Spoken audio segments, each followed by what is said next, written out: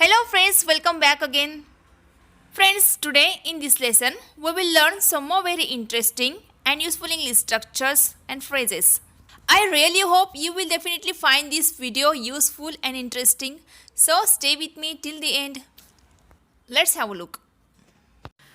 Friends, कई बार हमें ऐसे sentences बोलने पड़ते हैं like ऐसा कहा जाता है कि वहाँ कोई नहीं जाता, ऐसा कहा जाता है कि ये घर या बंगलो भूतिया है।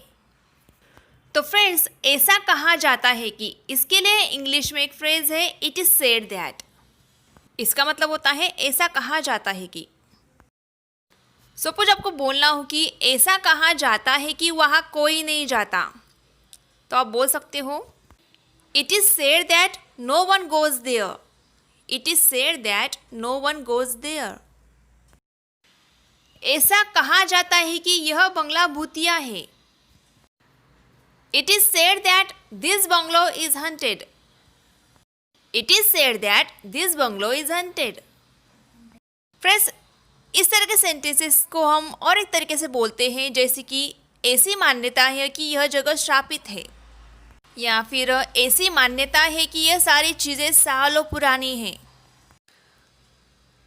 तो गाइज, ऐसी मान्यता है या फिर ऐसा विश्वास किया जाता है, इसके लिए इंग्लिश में बोला जाता है इट इज़ बिलीव्ड दैट। जैसे कि अगर बोलना हो कि ऐसी मान्यता है कि यह जगह श्रापित है, it is believed that this place is cursed. It means ऐसी मान्यता है कि यह जगह श्रापित है। ऐसी मान्यता है कि यह सभी चीज़ें हजारों साल पुरानी हैं। It is believed that all these things are thousands of years ago. तो फ्रेंड्स, इस तरह से आप इन दोनों ही तरह से सेंटेंसेस बोल सकते हो। फ्रेंड्स, इन सेंटेंसेस के अलावा कुछ ऐसे भी सेंटेंसेस होते हैं जो हम अक्सर बोलते हैं, जैसे कि जितनी ज़्यादा तुम प्रैक्टिस करोगे उतना ज़्यादा तुम सीखोगे, या फिर जितना ज़्यादा तुम उसके बारे में सोचोगे उतना वो तुम्हें याद आएगी। फ्रेंड्स, इस टाइप के सेंटेंसेस बनाने के लिए हम यूज़ करेंगे द मोर का। तो आइए इसके कुछ एग्जांपल्स लेते हैं, आपको समझ में आ जाएगा द मोर का यूज़ कैसे किया जाता है। मानो अगर आपको बोलना हो कि जितनी ज़्यादा तुम प्रैक्टिस करोगे उतना ज़्यादा सीखोगे, इसे हम बोलेंगे the more you practice the more you will learn. The more you practice the more you will learn. Let's take one more example. जितना ज़्यादा तुम खाने के बारे में सोचोगे उतनी ज़्यादा तुम्हें भूख लगेगी। The more you think about the food the more you will feel hungry. The more you think about the food, जितना ज़्यादा तुम खाने के बारे में सोचोगे उतना ज़्यादा तुम्हें भूख लगेगी। The more you will feel hungry. या फिर अगर बोलना हो कि जितना ज़्यादा तुम उसके बारे में सोचोगे उतना ही तुम्हें वो याद आएगी, या फिर उतना ही तुम उसे मिस करोगे। The more you think about her the more you will miss her. The more you think about her the more you will miss her. तो फ्रेंड्स, इस तरह से आप बहुत सारे सेंटेंसेस बना सकते हो। फ्रेंड्स, कुछ ऐसे भी सेंटेंसेस होते हैं जो हम अक्सर बोलते हैं, जैसे कि न चाहते हुए भी मुझे उसे डांटना पड़ा, या फिर न चाहते हुए भी मुझे सारा काम करना पड़ता है, या फिर न चाहते हुए भी वो घर वापस आ गया। तो फ्रेंड्स, न चाहते हुए भी इसके लिए हम बोलेंगे अनविलिंगली। अनविलिंगली यह एक एडवर्ब है और इसका मतलब होता है अनिच्छा से, न चाहते हुए भी। तो चलिए अनविलिंगली का यूज सेंटेंसेस में कैसे किया जाता है देखते हैं। जैसे कि अगर आपको बोलना हो कि न चाहते हुए भी मुझे तुम्हें डांटना पड़ता है, तो ये सेंटेंस बनेगा unwillingly I have to scold you. या फिर न चाहते हुए भी मुझे तुम्हें मारना पड़ता है, ऐसा बोलना हो तो unwillingly I have to beat you. न चाहते हुए भी मुझे सारा काम करना पड़ता है, unwillingly I have to do all the work. Unwillingly I have to do all the work. वह न चाहते हुए भी घर वापस आ गया, unwillingly he came back home. Unwillingly he came back home. या फिर किसी को अगर आपको ऐसा पूछना हो कि न चाहते हुए भी तुम यह काम क्यों कर रहे हो, तो आप पूछ सकते हो why are you doing this work unwillingly, why are you doing this work unwillingly.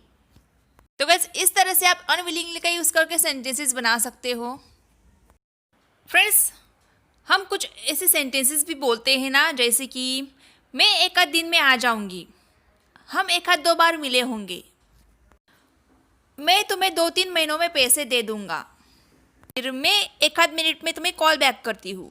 तो गाइस इस टाइप के सेंटेंसेस बनाने के लिए हम यूज़ करेंगे और सो का। और सो का मतलब होता है एक आध। तो आइए इसके कुछ एग्जांपल्स लेते हैं।